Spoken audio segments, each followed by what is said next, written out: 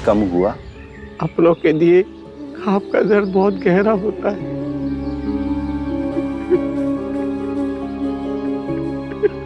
चलो चलो जीवा के पास चलो।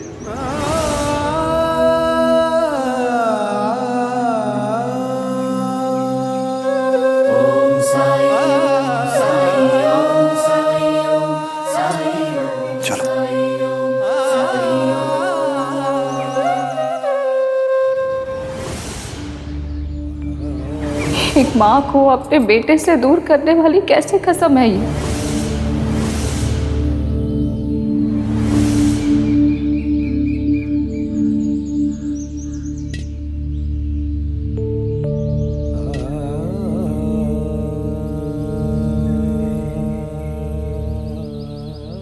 क्या बात है अप्पा, इतने परेशान क्यों दिख रहे हैं? कसम रिश्तों को कैसे उलझा देती है। एक कसम इंसान को दो रिश्तों के बीच किसी एक को चुनने के लिए मजबूर कर देती है। और ऐसा क्यों, किस लिए? रोज वाइजा को देखता हूं घुट घुट कर जीते हुए, अपने बेटे साई से दूर रहते हुए। वो बिल्कुल खुश नहीं है। मैं तो केवल इतना ही कह सकता हूँ कि हर माँ अपने बच्चे का भला चाहती है, खुश देखना चाहती है उसे। हाँ, तरीका भले ही अलग हो, लेकिन माँ का प्यार हमेशा सच्चा होता है। आपकी माता जी भी ये बात जल्द ही समझ जाएंगी कि उनके इस फैसले से ना आप खुश हैं ना पाई साहब का। एक माँ का दर्द दूसरी माँ कैसे नहीं समझेगी?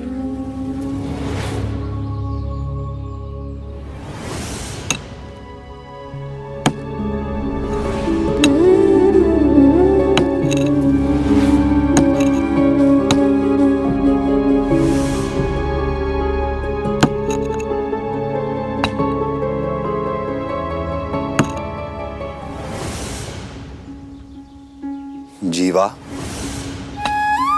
जीवा, घाव नहीं भरने देना चाहते हैं हम, ताकि बदले की आग जलती रहे। बहुत शक्तिशाली होती है बदले की भावना, यह हमें थकने नहीं देती।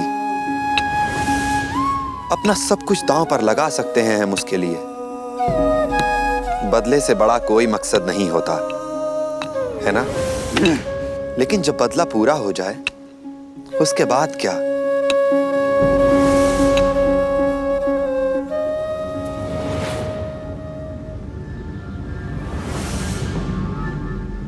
क्यों आए हो यहां पर? चले जाओ यहां से। ठीक है, लेकिन मेरे एक सवाल का जवाब तो दे दो। किसी दिन इस कुएं से पानी निकल आया तो तुम क्या करोगे? उस कुलकर्णी को कुएं में डुबा के मार दूंगा। कुलकर्णी सरकार को इस कुएं में डुबो के मार देने से क्या तुम्हारे जले हुए खेत वापस आ जाएंगे? क्या वो लहलहाती हुई फसल वापस मिल जाएगी?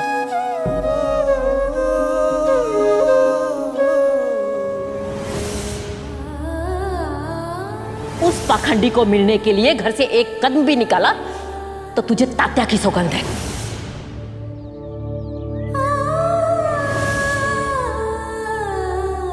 आई नहीं ले जा सकती है तो क्या हुआ, पर मैं तो साई के लिए खाना ले जा सकता हूँ। पाइजा,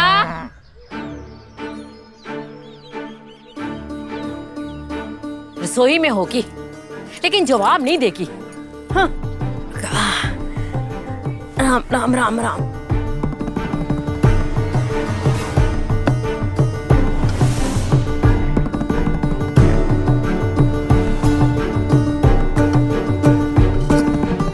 और क्या रखूं?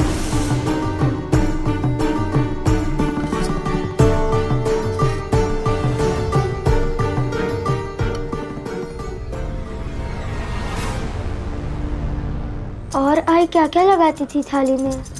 अचार।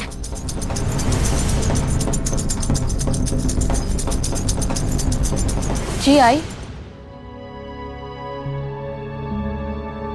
आपने बुलाया? मैं मंदिर जाके आती हूँ। जी। तेरी आंखें क्यों लाल है?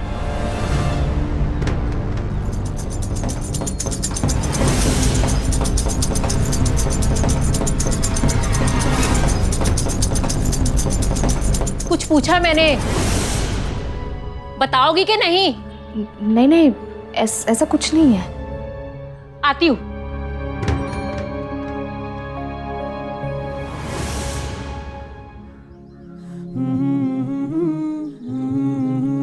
अच्छा हुआ आज ही ने मुझे देखा नहीं, वरना मुझे भी कसम खानी पड़ती। तो क्या है ये?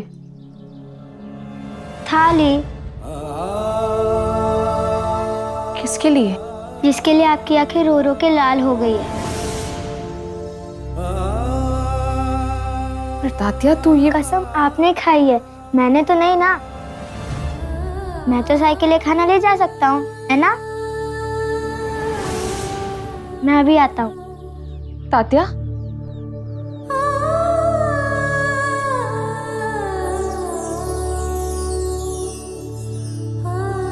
आई, मैं जल्दी से जाके आता हूँ, वरना आज ही आ जाएगी।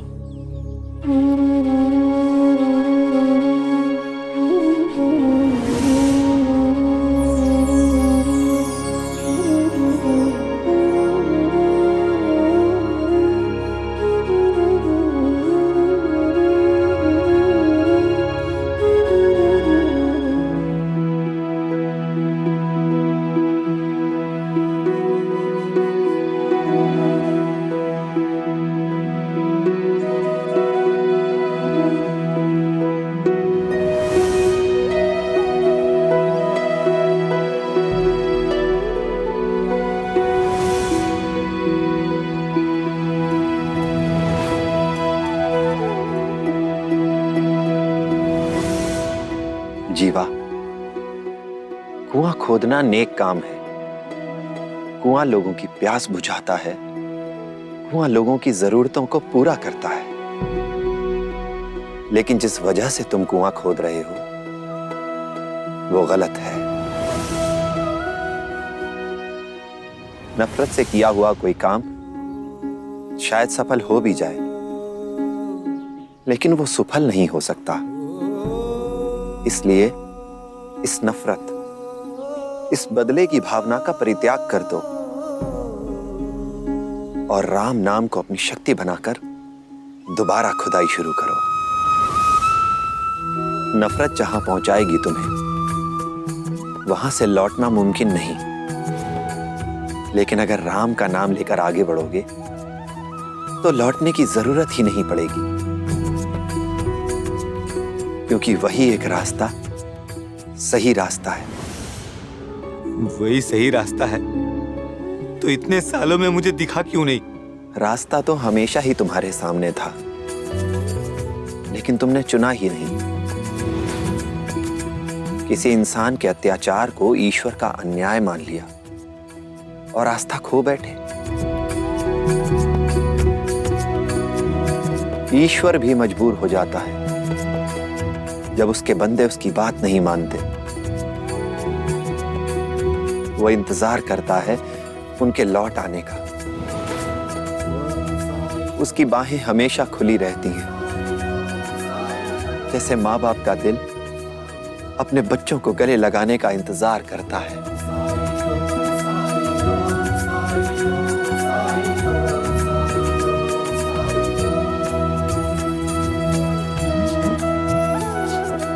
बाबा,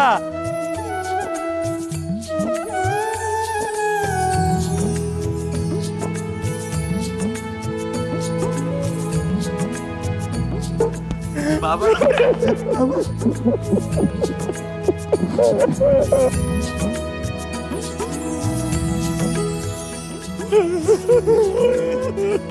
अपने दिल से बदले की भावना मिटा के, नफरत भुला के फिर से खुदाई शुरू करो जीवा।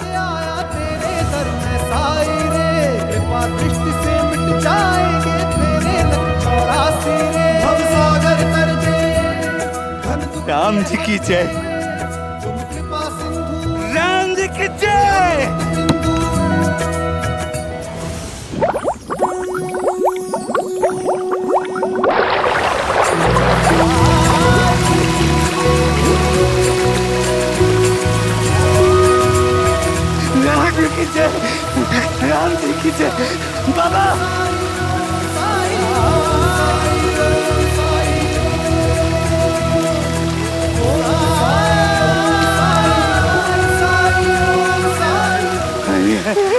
कर दिया।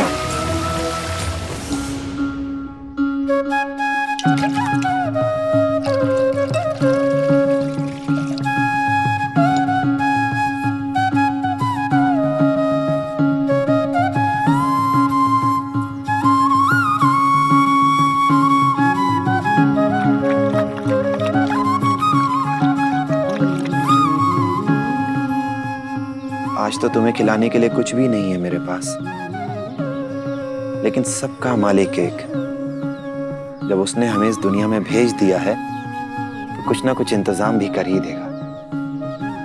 साईं,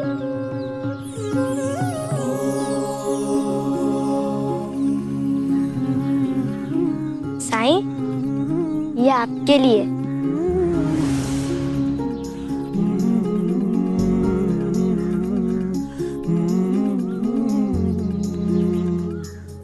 आप यहाँ कैसे सोते हैं? कष्ट नहीं होता आपको? धरती हमारी माँ है तात्या, जननी है हमारी, और माँ की गोद में सोने से बड़ा सुख कुछ हो सकता है क्या? वैसे ही सोता हूं जैसे तुम सोते हो, बायजा माँ की गोद में। कष्ट होता है क्या? नहीं। बायजा माँ नहीं आई?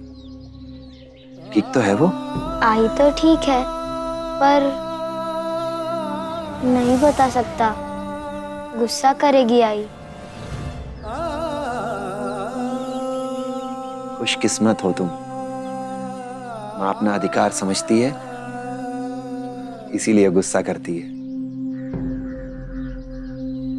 वहाँ आई दुखी है, यहाँ साई दुखी है, क्या करूँ बता दूँ? वो मेरी आजी है ना, उनकी वजह से थोड़ी गड़बड़ हो गई है।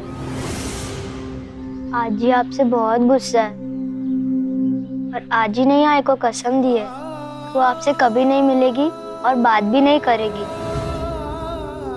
इसलिए आई आपसे बात नहीं कर रही है। बेड़ियों से मुक्त सिर्फ जन्म और मृत्यु है, बाकी पूरा जीवन बंदिशों में है। इनकी गिरह खोलें तो कैसे? बड़े ही महीन से रिश्ते बंधे होते हैं इनमें।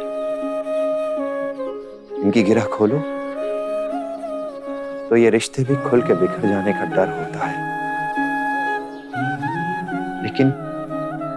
लेकिन जिस रिश्ते में डर हो, क्या वो रिश्ता है?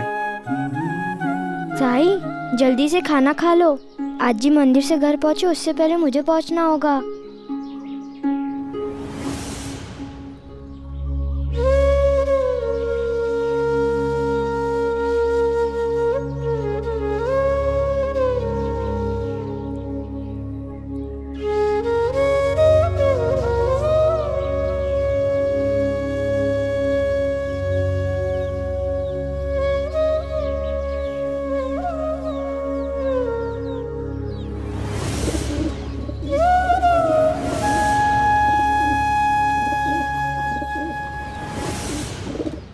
चलो। सरकार! हरिओम, आ गया फिर से। सरकार! वर्षों का रोना फिर से रोएगा।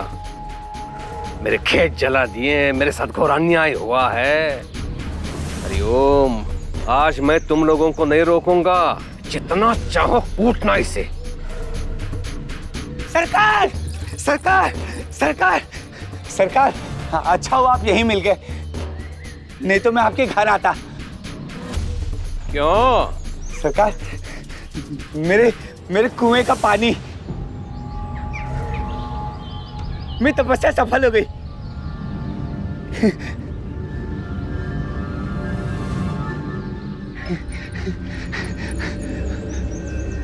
पीकर देखिए कितना मीठा है। जल तेरे कुएं में कहां से आएगा जल? निस्संदेह किसी और के कुएं से चुरा के लेके आया होगा तू। चल हट।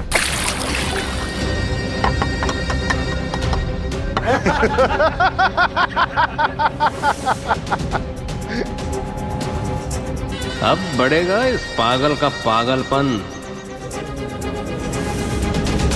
चल यहाँ से निकाल। राम जी की जय। जीवांश पागलों जैसा बर्ताव क्यों नहीं कर रहा है?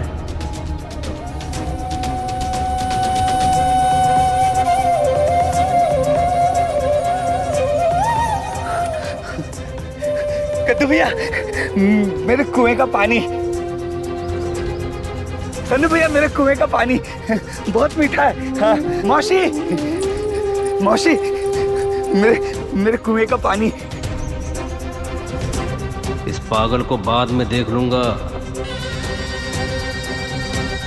अभी चावड़ी जाकर थानेदार के सामने डकैतों से साईं का सच उगलवाना है। उसके बाद अंग्रेज सरकार खुद ही साईं को गिरफ्तार करके शिरडी से बाहर निकाल देगी। सरकार, ये जीवा तो कुछ अजीब। छोड़ो उसे, चावड़ी चलो। हरिओम। चलो जल्दी चलो। चलो चलो। चल यहाँ से, चलो हट यहाँ से। हट। ये देखो माँ, अब तो मुस्कुराओ ना।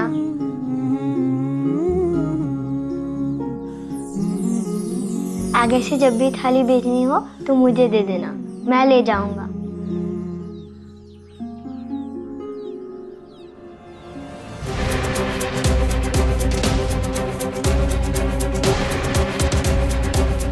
तू ये कर रही है मेरे पीठ पीछे, वो भी तात्या की आड़ में। आने दे आज अप्पा को। वो तुझे बायजामा। साईं,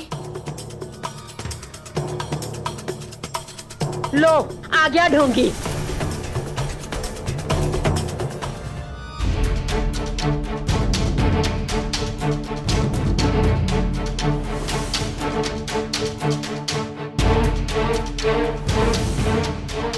काशी राम पर किसने हमला किया? सीधे सीधे बताओ। सीधे से उत्तर देते तो डाकू और सभ्य लोगों में क्या अंतर रह जाएगा थानेदार जी? आइए कुलकर्णी सरकार। हरिओम। ये जो भी कुछ कहेंगे न जाने उसमें कितना सत्य होगा। ऐसा क्यों सरकार? उत्तर क्या मिलेगा यह निर्भर करता है प्रश्न पे, और आपका प्रश्न उचित नहीं है। यदि इनसे सत्य उगलवाना है तो प्रश्न मैं करूंगा। ठीक है।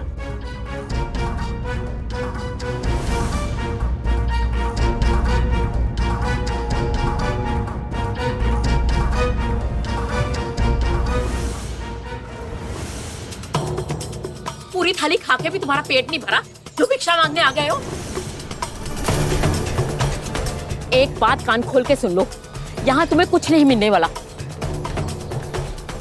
मैं तो यहाँ सिर्फ अपनी बायजामा के दर्शन करने आया हूँ। माँ नहीं है वो तुम्हारी। हमारा तुमसे कोई लेना देना नहीं है। माँ है वो, तभी तो अपने बेटे से ना मिल पाने के दुख में, उससे बात ना कर पाने के दुख में अपनी आंखें नम करती है। यहां से मुझे भिक्षा नहीं, सिर्फ अपनी माँ की ममता चाहिए। बस इसीलिए मैं यहां आता हूं। मेरी माँ को मुझसे मत छीनो। माँ मानते हो ना? अगर मानते हो ना तो दोबारा इस चौखट पर कदम मत रखना।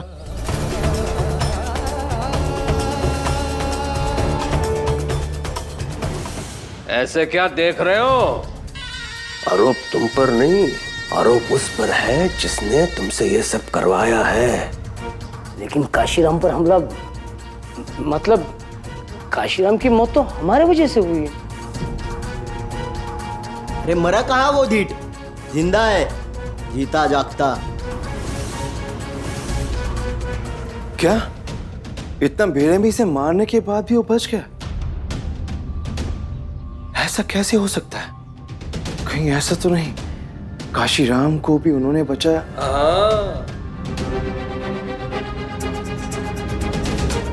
बिल्कुल सही कह रहे हो तुम।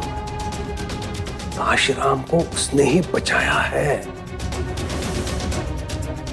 तो बताओ, कैसे जानते हो तुम उसे? ये समझ लीजिए कि हम उनकी वजह से ही यहाँ हैं।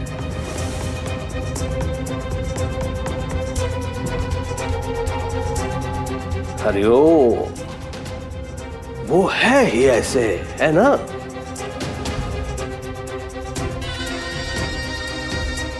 हरिओम, थोड़े ऊंचे स्वर में कहो ताकि सबको सुनाई दे। हाँ, हम उनकी वजह से यहाँ हैं।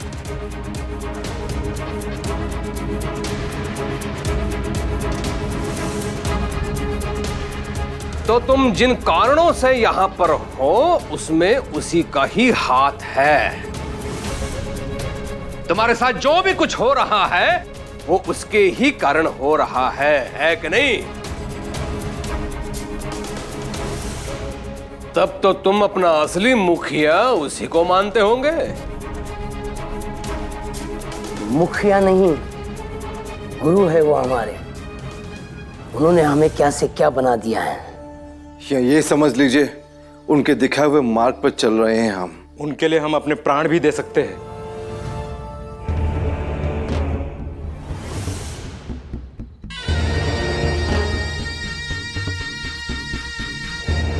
हरिओम।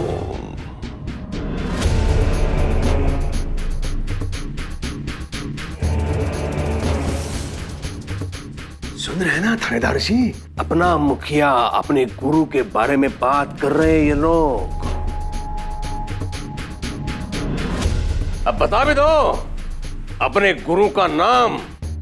हमारे गुरु का नाम है साईं।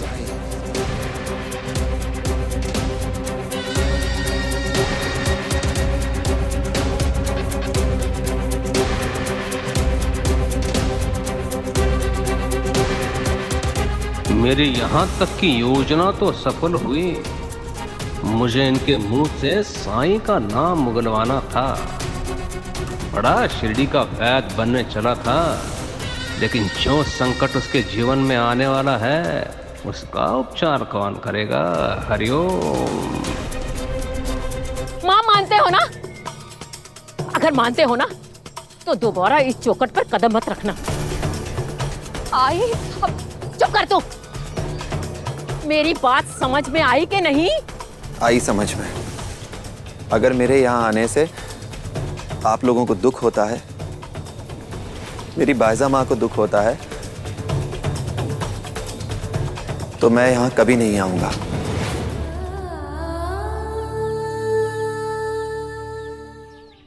ये बात पहले ही समझ लेते तो दुखों का पहाड़ हम पे ना टूटता। अब जाओ यहाँ से, जाओ। अगर कुलकर्णी सरकार के किसी आदमी ने तुम्हें हमसे बात करते देख लिया ना तो कोई नई मुसीबत खड़ी करोगे क्या? जाओ अभी यहाँ से, जाओ।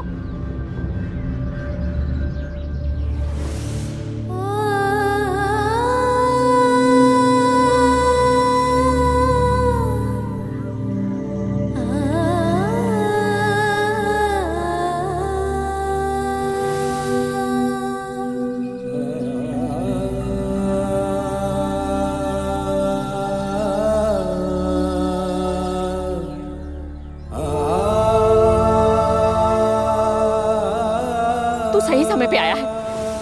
देख तेरी पत्नी क्या कर रही है, समझा इसे। अरे इसे कसम निभाना कहते हैं। छुप छुप कर अपने बेटे से खाना भिजवा रही उस फकीर को। अरे मुझसे तो छुपाया ही छुपाया, तुझे भी नहीं बताया। समझा इसे। एक माँ का दर्द दूसरी माँ कैसे नहीं समझेगी? अरे कुछ नहीं बोलेगा इसे, समझाएगा नहीं। अप्पा कुछ तो बोल। अरे समझा उसे, बोल तो सही अप्पा। अप्पा ऐसे कैसे कर सकता है तू? बोल ना अप्पा।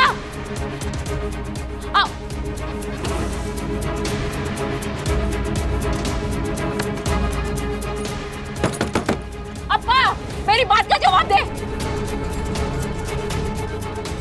अप्पा, मैं तेरी माँ हूँ, मेरी बात का तुम्हें जवाब देना ही पड़ेगा। अप्पा, अप्पा मेरी बात सुन।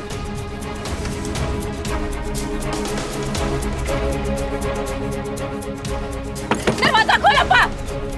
अप्पा,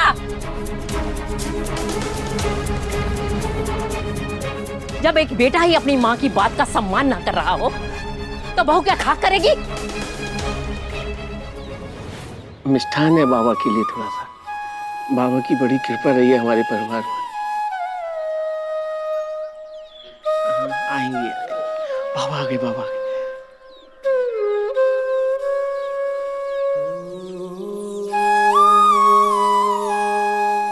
आपका धन्यवाद करना भी चाहे तो कैसे करें। हमारे जीवन के सारे बंद रास्ते आपकी कृपा से खुल गए।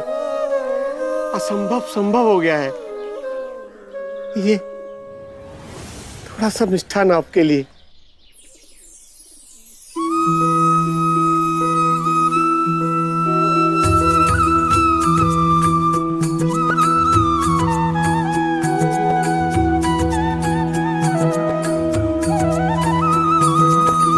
आया हूँ साई मोरे बीच मझधार, तुम ही लगा दो साई। ये सब लोगों में बांट दो।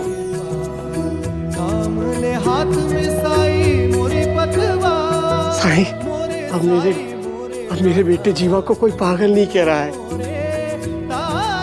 अरे जीवा, जीवा, कुएं से पानी निकालना तो बस शुरुआत है। तुम्हें अभी शिरडी और यहाँ के लोगों के लिए अभी तुम्हें बहुत कुछ करना है। क्या करना है वो मैं समय आने पर बताऊंगा। अब तो जीवा का जीवन सिर्फ आपकी सेवा करना है प्रभु। मेरी खुशकिस्मती होगी आपकी कहीं पर चलना। अब सवाल मुंह में ही रखोगे या पूछोगे भी? हमारे साथ जो कुछ भी हुआ कुछ सालों पहले हुआ, फिर आपको कैसे पता? हमारे बारे में आप कैसे जानते हैं ये सब? सब मेरे गुरु की कृपा है। मैं जिनकी अनुमति से यहाँ आया हूँ, उन्हीं के हुक्म से यहाँ से वापस जाऊंगा। कौन है वो? मेरे गुरु। कहीं ये वही बालयोगी तो नहीं जो सालों पहले शिरडी में आए थे?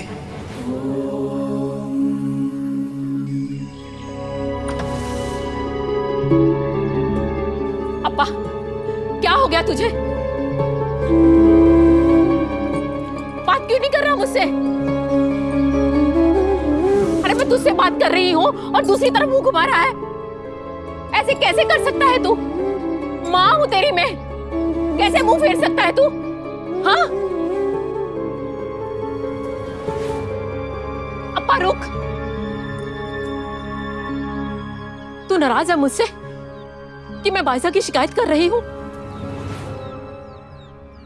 तुझे नहीं डांटना ना उसे, मत डांट, लेकिन मुझसे बात कर अप्पा। पहले कभी ऐसा नहीं हुआ कि इतनी देर तक तूने मुझसे बात नहीं की हो। एक माँ अपने बेटे से बात किए बिना कैसे जिएगी?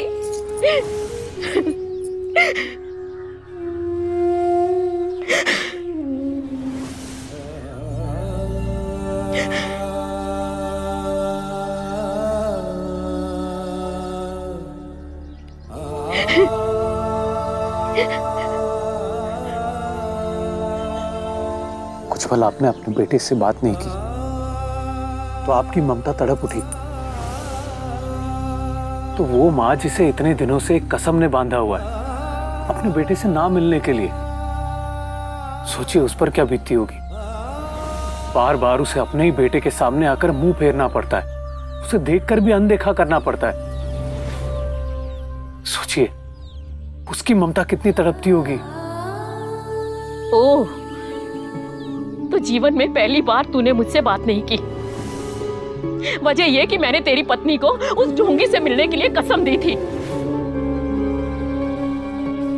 उस पाखंडी के लिए और कितनी सजा भुगतनी पड़ेगी मुझे, बोल। आई, साई ढोंगी नहीं है, पाखंडी नहीं है। वो ढोंगी नहीं है, पाखंडी नहीं है, तो कौन है वो? बोल ना अब्बा, जिसके लिए तुम और तेरी पत्नी अंधे हो चुके हो। कौन है वो साई? जान गए कौन है ये साई? मतलब ये कि ये सारी डकैतियां तुमने साई के कहने पर की है।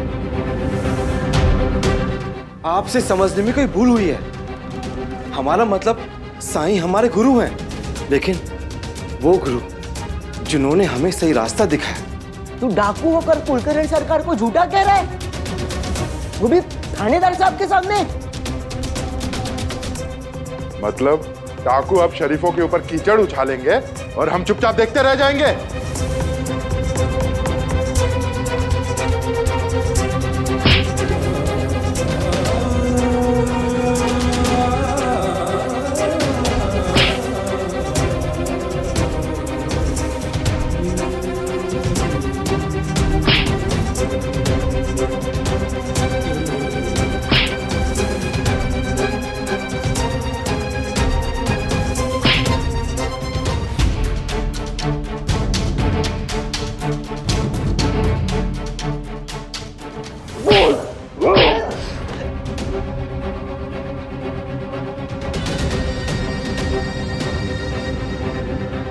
इन्हें मारने से क्या होगा थानेदार जी?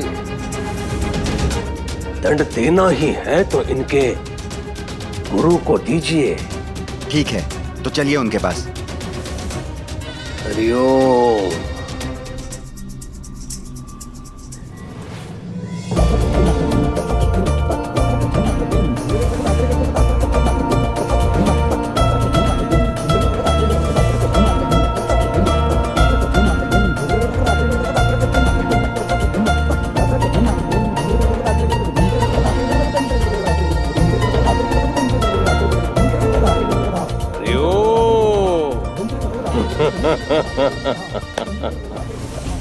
चलो अच्छा हुआ गुरुजी स्वयं चले आए यहाँ। हमारे शिष्य तुम्हारा सत्य उजागर कर चुके हैं। तुम कौन हो इस पर अब कोई संदेह नहीं है किसी के मन में। मेरा सत्य जान गए हैं तो मुझसे भी मेरा परिचय करा दीजिए। डकैत है तू, डाकुओं का सरदार, यही सच है तेरा।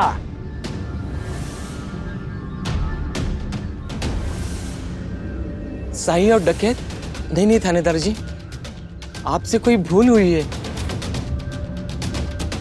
एक फकीर को डकैत कैसे कह सकते हैं आप? हरिओम।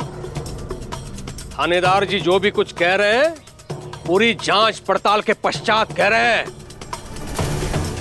मैं जानता हूँ सरकार, साई कौन है।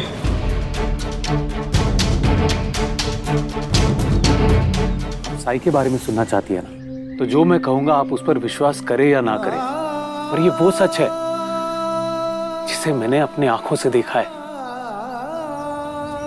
जिसे मैंने अपने अंतर्मन से उसको एहसास किया है।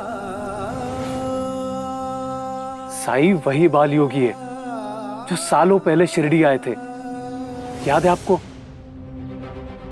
ये वही बाल योगी है जिसे उस समय आपने पाखंडी कहा था।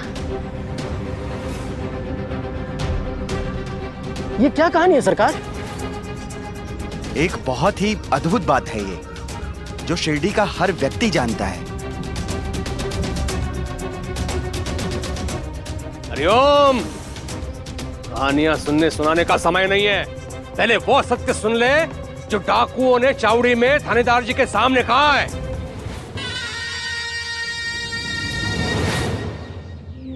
आई, अगर मैं और बाईजा साई को इतना मानते हैं तो इसकी वजह है बाईजा ने कई वर्षों पहले उस बाल योगी को अपना बेटा माना था,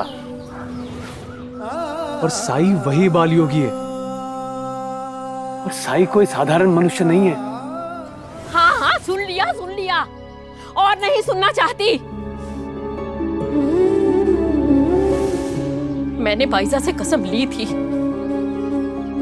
इसलिए नहीं कि मेरा अपना बेटा ही मुझे अपना दुश्मन समझने लगे। माँ हूं तेरी, मुझे नहीं अच्छा लगता किसी और की वजह से तेरा अपमान हो, तुझे दुख पहुंचे। तुम बड़े हो चुके हो ना, अपने फैसले खुद ले सकते हो, तो मैं क्यों बीच में बाधा बनूं? तुम दोनों को आज मैं इस फंदे से मुक्त करती हूँ, वापस लेती हूँ अपनी कसम।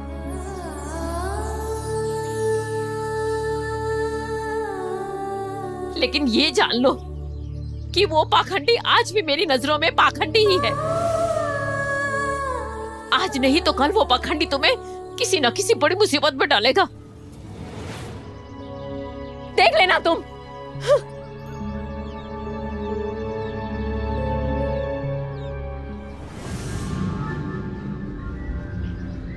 राणा, सरजा, दगड़ू, हरिओम।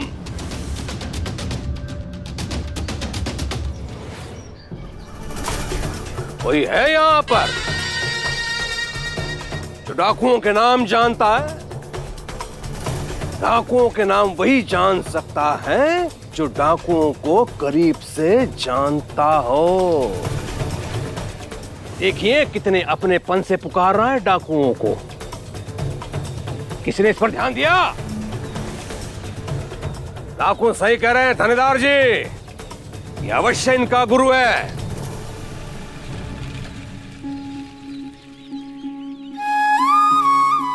हाँ, हमारे गुरु।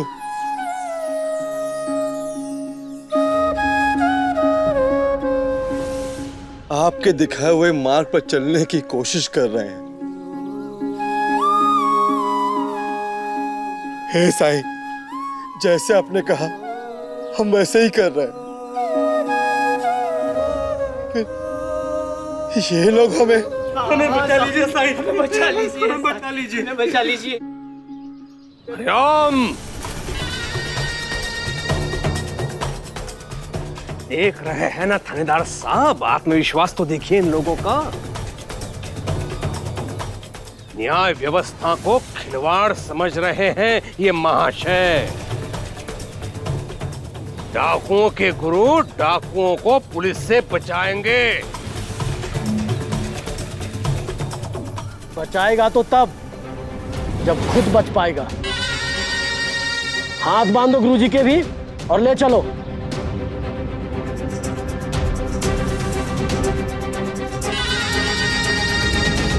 क्यों पकड़ रहे हैं आप इन्हें? क्या किया है? चुप रहे। एक तो डाकू, ऊपर से न्याय व्यवस्था पर प्रश्न उठा रहे हो। पर सरकार, साई ने किया क्या है? अभी डाकुओं ने इन्हें अपना गुरु कहा। गुरु कहा, सरदार नहीं। दोनों में अंतर है थानेदार जी।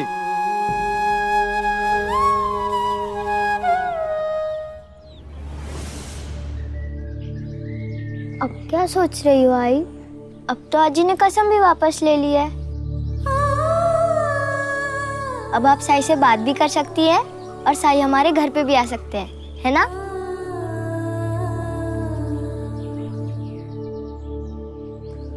आई को समय लगेगा, पर साई की सच्चाई, साई की अच्छाई वो एक दिन स्वीकार कर ही लेगी। सिर्फ आई क्यों, एक दिन साई के सारे विरोधी साई की महानता से परिचित होंगे।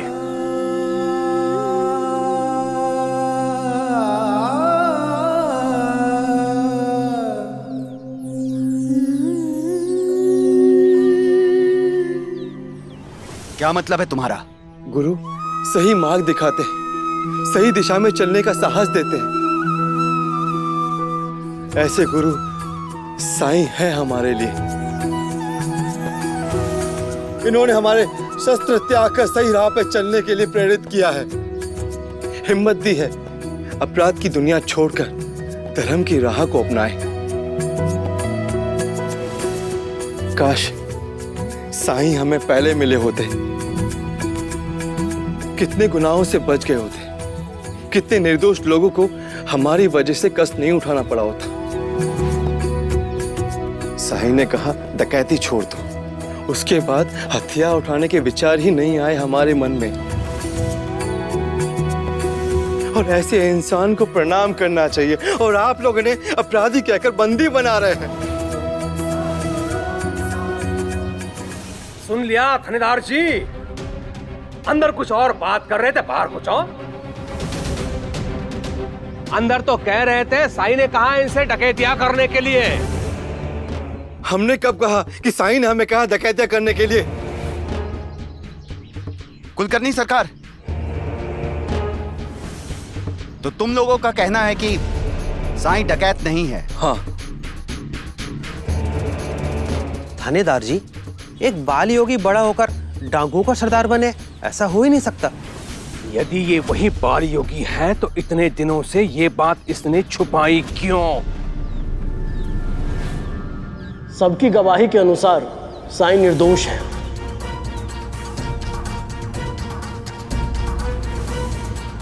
पर ये बाल योगी वाली बात साईं ने बताई या नहीं, उससे साईं के दोषी होने से क्या संबंध है? संबंध है।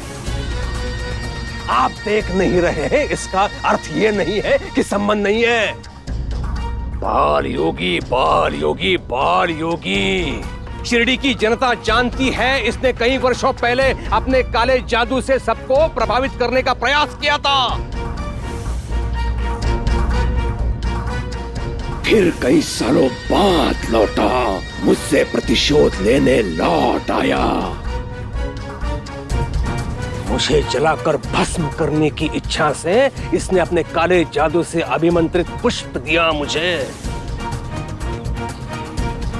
वो तो मेरे अच्छे कर्म में बच गया। इसकी सारी चालें विफल होने लगी तो इसने डाकुओं की सहायता लेकर शिरडी में संकट उत्पन्न किया।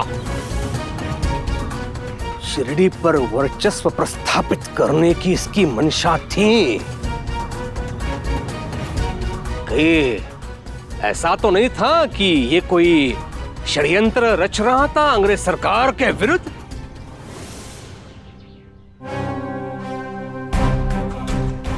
ये काला जादू, षड्यंत्र, ये सब क्या है? सब असत्य है।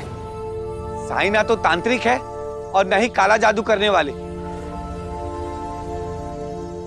और ना ही कोई षड्यंत्रकारी, क्योंकि इसका साक्षी मैं स्वयं हूं।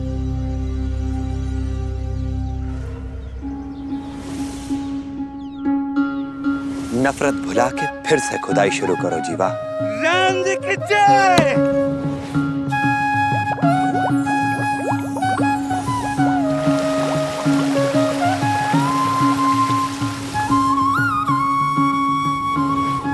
इतने सालों से जिस कुएं की मैं खुदाई कर रहा था, उस पे पानी लाना किसी के बस की बात नहीं है। असंभव को संभव तो सिर्फ भगवान ही कर सकते हैं। इस पर आपको क्या कहना है? थानेदार जी, लोगों की भावनाओं में बहने लगे तो सही निर्णय कैसे लेंगे? लोगों की बातों पर नहीं, अपने विवेक पर विश्वास करो। कुलकर्णी जी, मुझे भी अंग्रेज सरकार को जवाब देना होगा कि अगर हमने कार्यवाही की तो किस आधार पर? ये जंगल राज नहीं है, कानून नियम के तहत चलता है और हमें भी उसके अधीन रहकर ही काम करना होता है। सबूत चाहिए होता है। और वैसे भी अंग्रेज सरकार ये जादू टोना पर विश्वास नहीं करते हैं। अगर मैं कहूँगा कि ये एक तांत्रिक है तो सबसे पहले वो हंसेंगे मुझ पर और उसके बाद मुझे नौकरी से निकाल देंगे।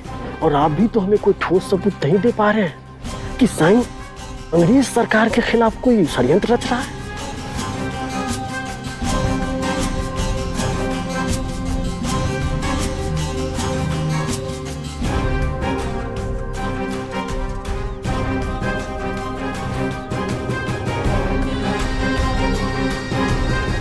कोई मुझे बता सकता है जीवा जहां खुदाई कर रहा था वहां नीचे क्या है?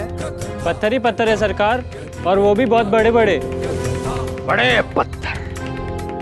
ऐसे पत्थर मनुष्य वर्षों के परिश्रम के पश्चात भी उन्हें तोड़ नहीं सकता। हाँ, और यदि कोई बारूद का प्रयोग करे तो एक झटके में टूट सकते हैं वो बड़े बड़े पत्थर, जल की धारा भी निकल सकती है। संभव है साईं ने अपना चमत्कार दिखाने के लिए बारूद का प्रयोग किया हो, और यदि किया है तो ऐसा व्यक्ति अंग्रेज सरकार के विरुद्ध षड्यंत्र रचने की क्षमता रखता है। थानेदार जी, साईं ने कोई बारूद का प्रयोग नहीं किया। इन्होंने जो किया मेरी आंखों के सामने किया। चमत्कार ही था वो। सबूत सरकार।